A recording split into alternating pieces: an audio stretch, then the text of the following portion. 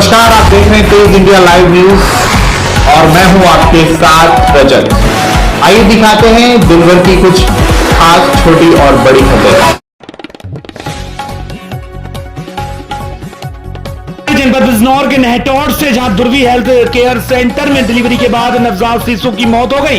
गुस्सा खाए परिजनों ने अस्पताल पर जमकर हंगामा किया और किसान यूनियन के कार्यकर्ता भी कार्रवाई की मांग को लेकर धरने पर बैठ गए। परिजनों ने डॉक्टर की लापरवाही से नवजात शिशु की मौत होने का आरोप लगाया है। घटना के बाद पहुंचे नोडल अधिकारी ने अस्पताल को सील कर दिया और अस्पताल का रजिस्ट्रेशन होने की बात कही है।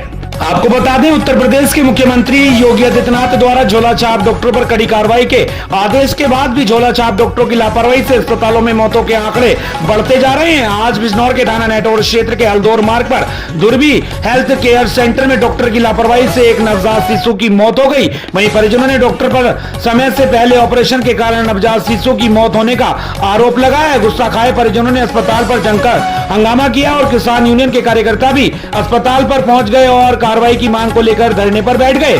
घटना के बाद पहुंचे नोडल अधिकारी डॉक्टर अनिल कुमार ने दुर्वी हेल्थ केयर सेंटर को सील कर दिया और बताया कि अस्पताल का रजिस्ट्रेशन है और घटना की जांच पड़ताल कराई जा रही है। आरोपी डॉक्टर के खिलाफ कड़ी कार्रवाई की जाएगी। बिजनौर के नहटौर से संवाददाता गुड्डू भारती की देखिए खास रिपोर्ट। और बाकायदा जो उसमें अगर त्रुटियां हुई हैं, जो भी दोषी पाया जाएगा, हम उस पर ऑपरेशन जैसे बता रहे हैं कि उनकी बिना उसकी जानकारी की हुआ, तो हम इसमें देखेंगे सहमति है कि नहीं है और सर्जन कौन है, किसने सर्जरी की है, इसमें और कौन कौन शामिल था उसमें ओटी में, उन सब पे हम कार्रवाई करेंगे। सर, नहटौर में ऐसे ये हुआ परसों हमारे छोटे भैया की वाइफ की थोड़ी सी तबीयत खराब थी, जब तो सुबह ट्रीटमेंट निकल चलता था, तो परसों थोड़ी सी दिक्कत आने लगी पहली तारीख में।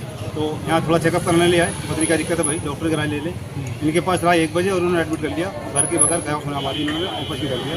पता नहीं कौन से डॉक्टर थे, आपसे पूछने की परमिशन घर के वो थे नहीं हमारे यहाँ, खाली भैया था, वो भी छोटा वाला, उससे क्या पता इस चीज़ का। आज उन्होंने उसे वो भी दिखाया, क्या नाम एक्सरा कि 10 नवंबर की डेट है अगले महीने की। इन्होंने ऑपरेशन से पहले जो प्रोसेस होता है जांच जी हाँ ना खाया था ना, खुद तो कंप्लीट करा था, पता नहीं इन्होंने क्या करके अभी डिलीवरी हो जाएगी, सारी गारंटी हमारी है और बच्चा भी ठीक रहेगा जितने भी रहेगी। और डिलीवरी हुई, इन्होंने डॉक्टर धोखा भेज दिया कि लड़की की तबीयत खराब है, फिर धामपुर भेज दिया, फिर डॉक्टर नाजुम को भेज दिया, फिर बिजनौर भेज दिया। रात वेंटिलेटर पर लड़की थी, रात 1:30 बजे उनकी डेट हो गई। हम चाहते हैं कि यहाँ पर ये चीज़ हो जो कानूनी कार्रवाई हो। कुछ नहीं फर्जी है तो कुछ भी अच्छा ऑपरेशन थोड़ी क्या नाम है, कौन डॉक्टर है बताओ। नहीं कुछ भी नहीं है, बस चीज़ करना चाहिए।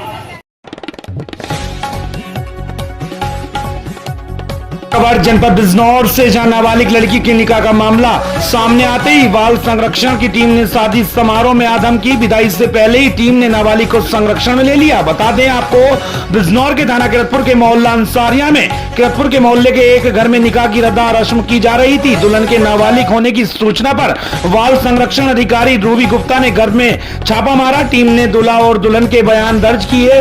दुल्हन के नाबालिग निकलने पर दूल्हा दुल्हन को थाने लाया गया। बाल संरक्षण अधिकारी ने बताया कि निकाह निरस्त कराया जाएगा। हालांकि टीम के पहुंचने तक निकाह हो चुका था, अब विदाई की तैयारी चल रही थी।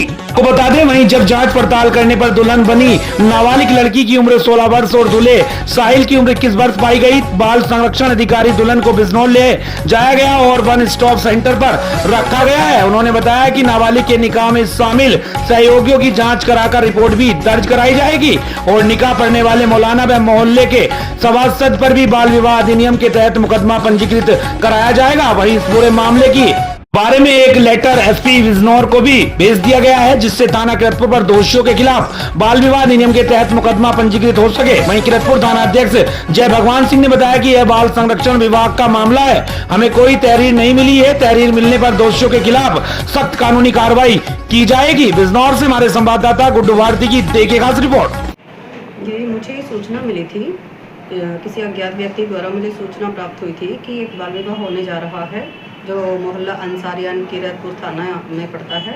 तो हमारी अपनी एक टीम है जिसमें एएसटी थाना प्रभारी और कांस्टेबल और चाइल्ड हेल्पलाइन से अनिल और सीमा और मैं बाल संरक्षण अधिकारी, हम सब लोग मिलकर जब वहाँ पर पहुँचे थे थाना किरतपुर से, हमने कुछ पुलिस फोर्स ली थी और जब हम मौके पे पहुँचे तो वहाँ पर वो मामला सही पाया गया, जिसमें लड़की का बाल विवाह निकाह तो हो गया था विदाई की तैयारी चल रही थी, तो हमने लड़की से बात की और पता लगा कि उसका बाल विवाह कराया जा रहा है।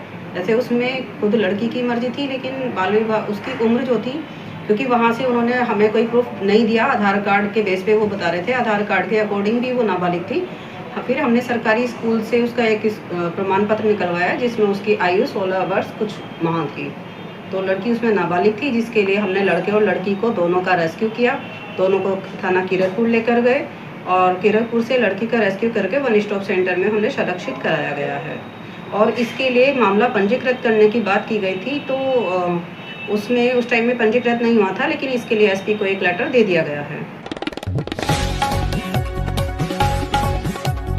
बता दें खबर उत्तर प्रदेश के जनपद प्रतापगढ़ से, जहां लालगंज में राजस्व कर्मियों के अश्लील डांस के मामले में जिलाधिकारी संजीव रंजन हुए सख्त। बता दें जिलाधिकारी संजीव रंजन ने एसडीएम लालगंज को कड़े निर्देश देते हुए कहा कि जांच करके अश्लील डांस करने वाले राजस्व कर्मियों से डीएम ने मांगा जवाब, नहीं दे पाए स्पष्टीकरण तो होगी राजस्व कर्मियों पर बड़ी कार्रवाई। वहीं बड़ी जालीदार बात, त्योहार कुर्ती गाने पर बार बालाओं के साथ ठुमके लगाते हुए नजर आए थे राजस्व कर्मी।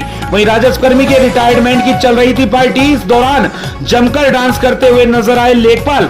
अश्लील डांस का वीडियो वायरल होने के बाद जिलाधिकारी बहुत ही नाराज। अश्लील डांस करने वाले राजस्व कर्मी नहीं दे पाए जवाब तो होगी बड़ी कार्रवाई। प्रतापगढ़ से हमारे संवाददाता सुरेंद्र कुमार की देखी खास रिपोर्ट।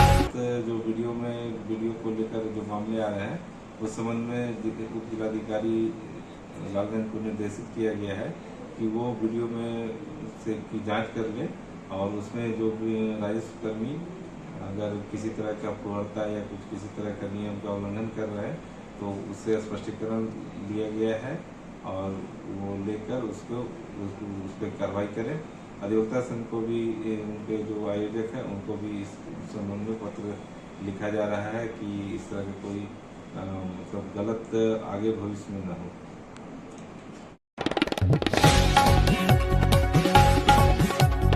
पर उत्तर प्रदेश के जनपद प्रतापगढ़ से, जहां जिलाधिकारी के जन सुनवाई में पहुंचा पीड़ित ने लेखपाल के ऊपर रिश्वतखोरी का लगाया गंभीर आरोप। दलित की भूमिधरी जमीन को लेखपाल ने घोषित किया तालाब। जी हां, बता दें मामला प्रतापगढ़ के कुंडा क्षेत्र अंतर्गत पीड़ित दलित परिवार ने राजस्व विभाग पर लगाए गंभीर आरोप। जिलाधिकारी महोदय के यहाँ पीड़ित ने शिकायत दर्ज कराते हुए बयां की है, हमारे हल्के के लेखपाल रमाकांत तिवारी पीड़ित से ही वसूलते हैं मोटी रकम।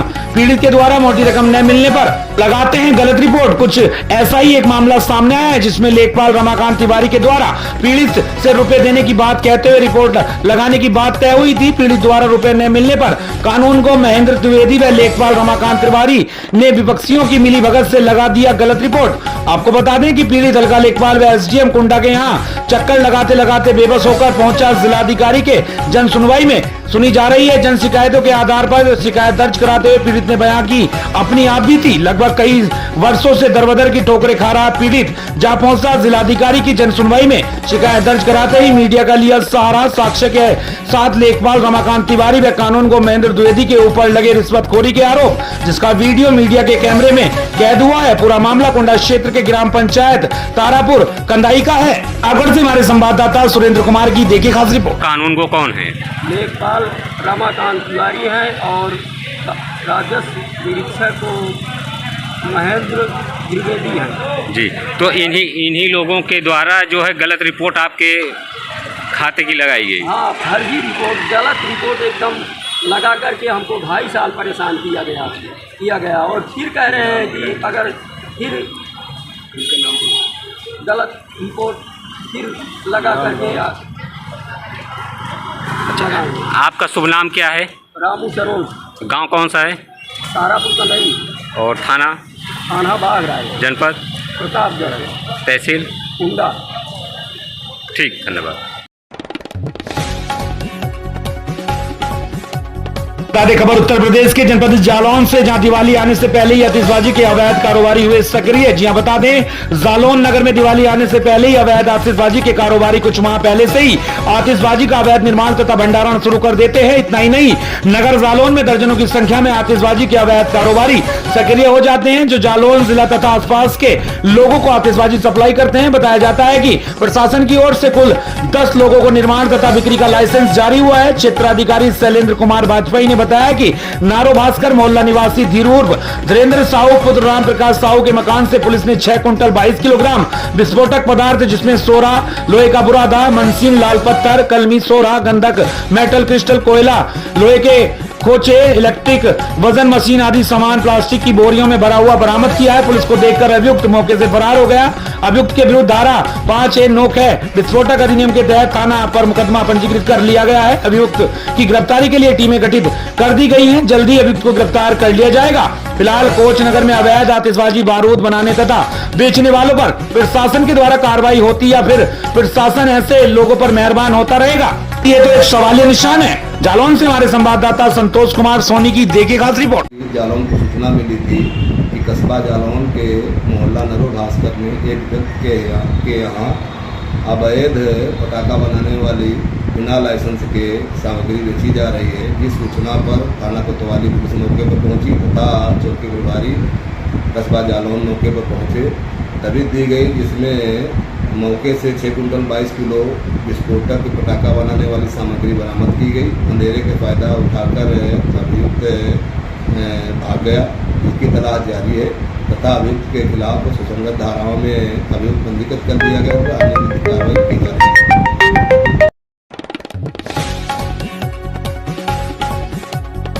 खबर उत्तर प्रदेश के जनपद चंदौली से, जहां थाना सकलडीहा पुलिस में स्वाट की सर्विस लाइन टीम द्वारा ग्राहक सेवा केंद्र संचालक के साथ छिनैती की घटना को अंजाम देने वाला वांछित व 20,000 का इनामिया एक अभियुक्त को छिनैती के रुपए के साथ गिरफ्तार किया गया है। बता दें, पुलिस अधीक्षक चंदौली आदित्य लांगे द्वारा अपराधियों पर अंकुश लगाए जाने हेतु दिए गए निर्देश के क्रम में अपर पुलिस अधीक्षक विनय कुमार सिंह व क्षेत्राधिकारी सकलडीहा रघुराज के गहन पर्यवेक्षण व मार्गदर्शन में थाना अध्यक्ष संजय कुमार सिंह व प्रभारी स्वाट सर्विस लाइन उप निरीक्षक आशीष मिश्रा के कुशल नेतृत्व में थाना सकलडीहा पुलिस व स्वाट सर्विस लाइन टीम द्वारा थाना स्थानीय पर पंजीकृत मुकदमा संख्या 157/2024 में वांछित इनामी अभियुक्त दीपक यादव उर्फ बागी पुत्र स्वर्गीय भोला यादव निवासी ग्राम नोनार तुलसी आश्रम थाना सकलडीहा जनपद चंदौली को नोनार तुलसी आश्रम के पास स्थित अंबेडकर मूर्ति के पास से गिरफ्तार कर पुलिस अभिरक्षा में लेकर विधिक कार्रवाई की जा रही है। चंदौली से हमारे संवाददाता अमरीश कुमार की देखिए खास रिपोर्ट। 36,000 की रिकवरी पहले पूर्व पुलिस द्वारा की जा चुकी है।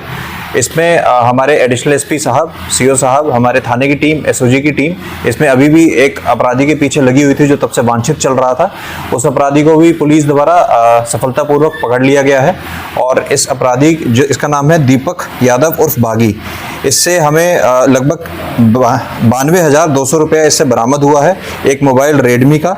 और इसका आपराधिक इतिहास देखने पे पता चला है कि इसके खिलाफ मारपीट के पूर्व में कुछ मुकदमे पंजीकृत किए गए हैं। तो इसमें पुलिस द्वारा जो बरामद राशि थी उसको सफलतापूर्वक, जो बाकी जो पैसा था जो सफलतापूर्वक उसको रिकवर किया गया है और इन अपराधियों के खिलाफ गैंगस्टर की कार्रवाई भी की जाएगी। और इस प्रकार के और भी जो लड़के हैं पता चला है कि उनका भी चिन्हांकन करते हुए पुलिस द्वारा उनके खिलाफ निरोधात्मक कार्रवाई की जाएगी।